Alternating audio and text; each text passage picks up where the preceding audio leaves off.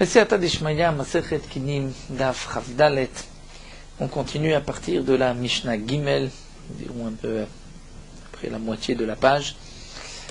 Là encore, on va suivre l'explication du Barthénora, prenant des Mishnayot avec un Barthénora plutôt que le Mefaresh qui est plus long.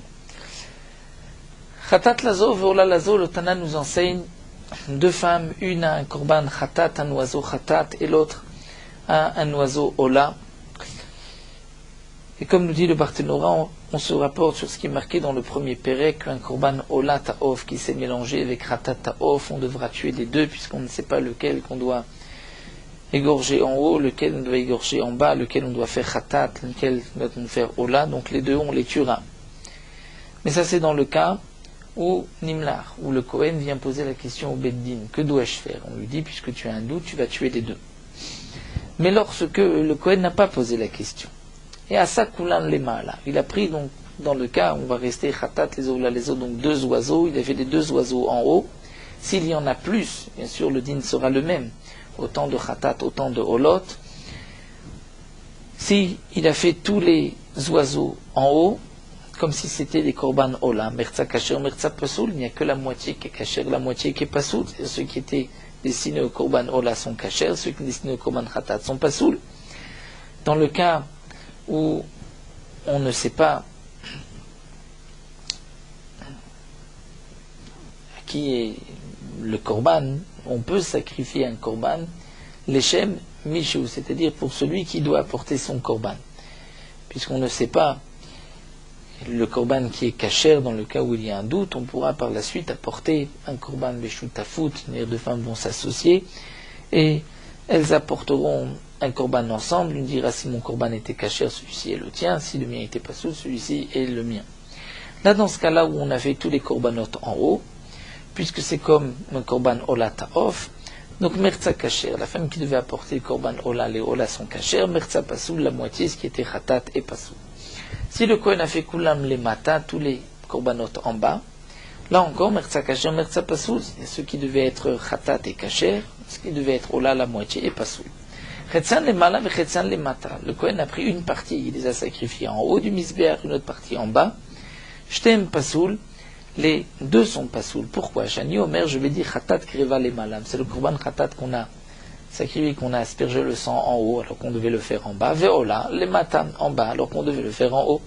On va dire que le Kohen a inversé, donc tout est pasoul. Le Tana continue avec un autre cas. Khatat, veola, ustuma, ou meforeshet. Deux femmes qui ont acheté 3 kinim, 3 paires d'oiseaux, 3 fois 2, donc 6 oiseaux. Une avait besoin d'un korban ola et d'un kan entier, de 2 oiseaux, un ola, un khatat. Donc elle avait besoin en tout de 2 korban ola et un korban khatat. L'autre avait besoin d'un korban khatat, il lui manquait un korban khatat, et elle avait besoin d'un kan aussi entier, d'un korban ola, un korban khatat, c'est-à-dire qu'elle avait besoin de 2 khatat et un korban ola. Donc elles ont acheté ensemble 6 oiseaux. On a désigné un oiseau khatat pour une femme, l'autre oiseau ola pour une autre femme. Ensuite, 2 oiseaux, on a laissé satoum. On n'a pas dit lequel sera ola, lequel sera khatat. Et le troisième ken, on a dit celui-ci sera pour korban ola, cet oiseau, et l'autre sera pour korban khatat, mais on n'a pas dit pour quelle femme. Donc nous avons ici, dans ces 6 oiseaux, un korban khatat pour une femme, un korban ola pour une autre femme, un ken ola khatat pour une et un ken ola khatat pour l'autre. Seulement un des deux ken, nous savons quel est l'oiseau qui est ola, quel est l'oiseau qui est khatat. Donc que va-t-on faire? Le Kohen va prendre les oiseaux, il va sacrifier les korban ola en haut et les korban khatat en bas. Le korban ola qui avait été acheté par cette femme, là il devra dire ça c'est pour cette femme.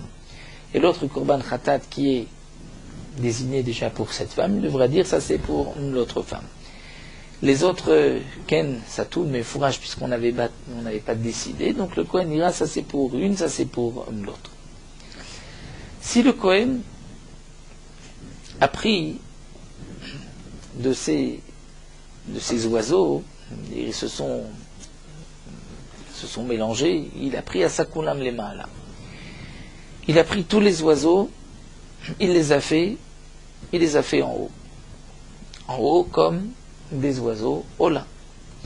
Quel le dit? Merza kacher, merza pasoul. Il y a la moitié qui est kacher, la moitié qui est pasoul. 3 oiseaux sont kacher et 3 sont pasoul, puisqu'il y avait 3 destinés à être des korban Ola, donc en haut, c'est kacher.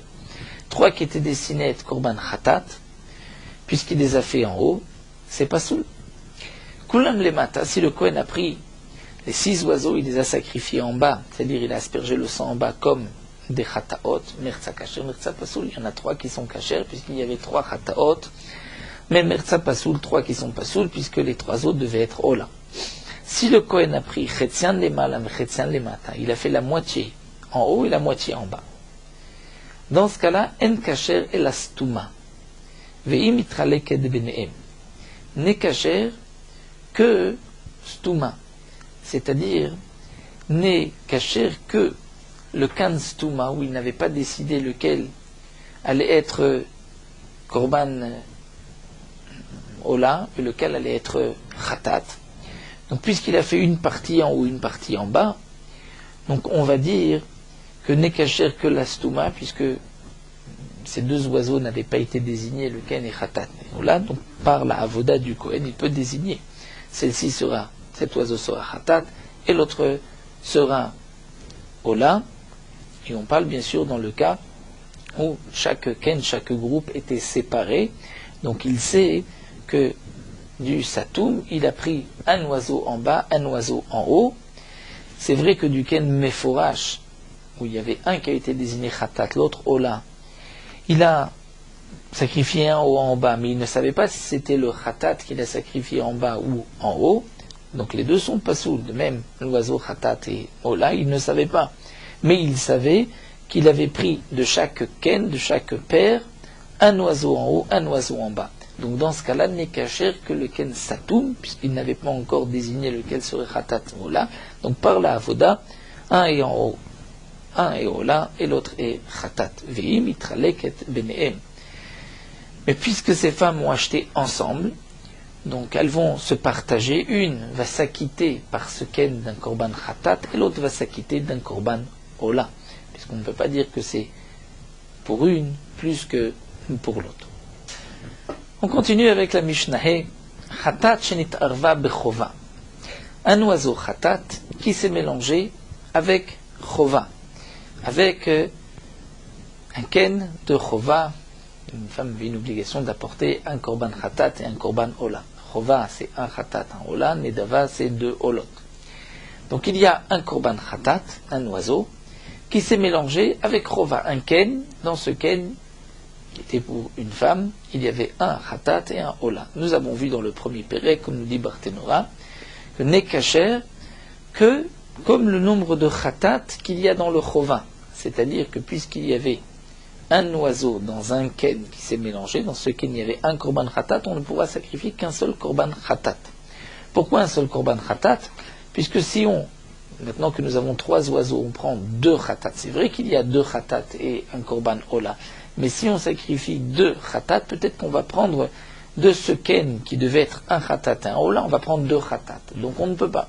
De même si un korban Khatat s'est mélangé avec 2 kinim.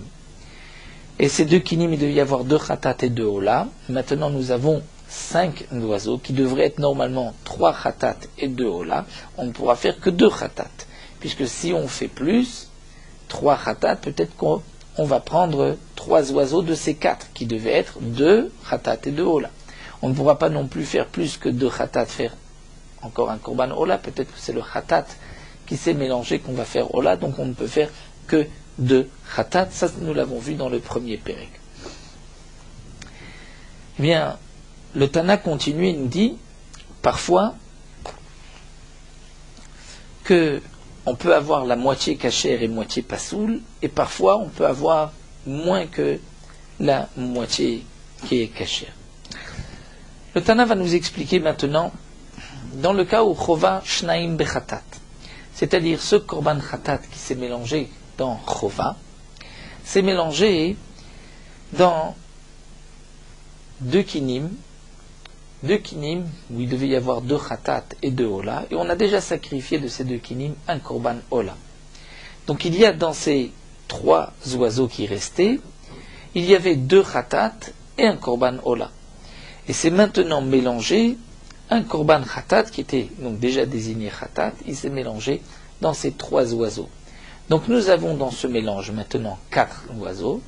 Il devrait y avoir 3 chatat et un korban ola. Que va-t-on faire? Mertza kasher ou mertza pasoul. La moitié est kasher et la moitié est pasoul. C'est-à-dire que on ne peut pas sacrifier plus que 2. On ne peut faire que 2 chatat. On ne peut pas faire un korban ola, puisque si on fait un korban ola, c'est peut-être celui qui avait été désigné comme korban ola. Donc on ne peut pas faire plus que...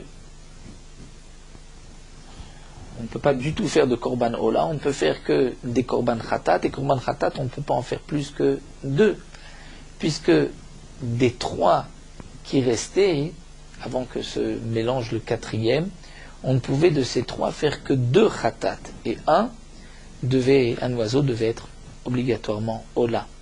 Donc si je fais maintenant 3, je risque de prendre ce korban ola, qui fait partie des 3, et le faire chatat. Donc c'est pour cela qu'il n'y a que 2 mertza kasher ou mertza pasoul. Donc dans ce cas-là, il n'y a que 2 kasher et 2 pasoul, c'est-à-dire 2 sont chatat, 2 sont kasher, et les 2 autres sont pasoul. Vechatat shnaim bechova, aminyan she bechova kasher. Et là encore Barthénora nous dit, si on avait sacrifié, il y avait 2 kinim, donc 4 oiseaux, 2 qui étaient destinés chatat, 2 qui étaient destinés ola, et on a sacrifié un comme korban chatat. Donc il restait maintenant 3 oiseaux, donc 2 devaient être ola, et 1 devait être chatat. Lorsque maintenant se mélange le korban chatat avec eux, nous avons maintenant 4 oiseaux. Ces 4 oiseaux, ils devraient, normalement, si on savait quels étaient les oiseaux, on devait sacrifier 2 chatat et 2 ola. Mais maintenant, on ne peut pas sacrifier 2 ola, puisque lorsqu'on va sacrifier 2 ola, on risque de prendre le chatat qui s'est mélangé. Donc on ne peut pas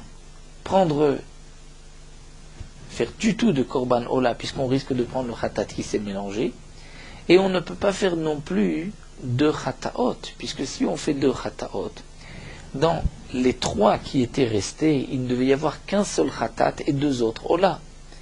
Donc si je fais 2 chataot, peut-être que je vais prendre 2 des 3, et je vais faire un deuxième chatat alors qu'il devait être ola. Donc ce que l'on peut faire dans ce cas-là, c'est uniquement sacrifier un seul korban chatat, et donc à minyan chez bechova kasher.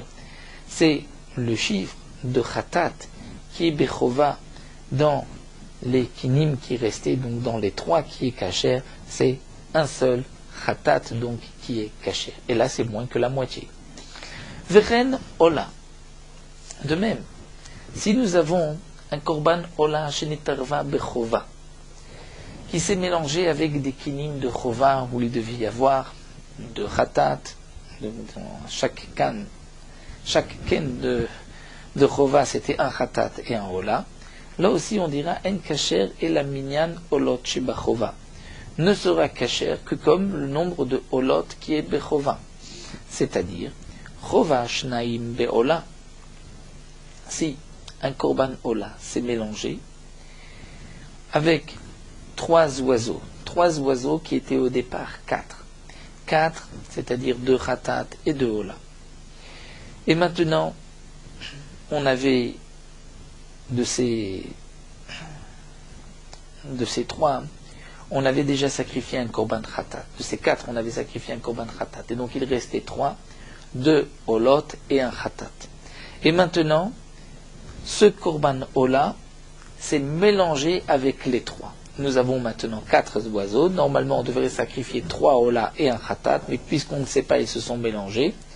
Donc on ne pourra sacrifier que 2 korban ola et pas plus. On ne pourra pas faire de korban khatat de peur qu'on risque de prendre le ola qui s'était mélangé. On ne peut pas faire plus que 2 korban ola, puisque si on fait plus que 2 korban ola, peut-être qu'on va prendre, on va dire 3, des 3 qui restaient, alors que parmi les 3, il devait y avoir un qui est khatat. Donc dans ce cas-là, merza kacher, merza pasoul. Ce n'est que la moitié qui est kacher, c'est-à-dire 2 korban ola sont kacher et les 2 autres sont pasoul. Et dans le cas inverse, ola shnaim bechova, aminyan she bechova kacher. C'est-à-dire que si nous avons un korban ola qui s'est mélangé avec 3 oiseaux qui provenaient, comme nous l'avons vu, de 4 oiseaux, c'est-à-dire de 2 kinim, où il devait y avoir 2 khatat et 2 ola, et qu'on avait déjà sacrifié un korban ola, donc il restait maintenant 2 khatat et un ola. C'est mélangé maintenant un korban ola avec ces 3. Nous avons maintenant 4 oiseaux, dont 2 devraient être khatat et 2 ola, mais je ne pourrais pas faire 2 ola, puisque si je fais 2 ola, peut-être que je vais prendre un khatat. Je vais prendre 2 de ces 3, et dans les 3, il ne peut y avoir qu'un seul korban ola. Je ne peux pas du tout faire de khatat, puisque peut-être que je suis en train de prendre le korban ola qui s'est mélangé. Donc dans ce cas-là, ne sera kacher qu'un seul korban ola, aminyan shebechova kacher, c'est-à-dire le nombre de ola qui était dans le chova, c'est ce qui est kacher, c'est-à-dire un seul oiseau ola. Le calcul là encore est simple, d'après une Barthénora. C'est vrai qu'il y a beaucoup d'explications dans le Mefarshim sur chaque Mishnah. On suit l'explication du Barthénora qui est l'explication la plus simple. En terminant sur Morot Halacha, Daf Chavdalet, une masechet qui est assez difficile. Bien que ce n'est qu'une masechet de Mishnayot, mais une Mishnayot difficile. Celui qui fait la bracha sur un aliment doit manger de cet aliment immédiatement après la bracha. Il ne doit pas parler entre la bracha et le moment où il va manger, ne serait-ce que de s'interrompre par un mot, puisque la parole est une interruption entre la bracha et commencer à manger. L'essentiel de la bracha qu'on fait, c'est sur l'aliment qu'on va avaler, et pas seulement lorsqu'on le rentre dans la bouche et qu'on le mâche. Donc celui qui fait une beracha ne pourra parler qu'une fois qu'il a avalé de l'aliment. Celui qui fait la bracha sur un aliment, et avant de le goûter, il entend son voisin qui fait aussi une beracha, il ne répondra pas amen pour ne pas s'interrompre entre la bracha et la achila. Celui qui fait la bracha sur un aliment, il s'est interrompu entre la bracha et le moment où il a mangé de cet aliment.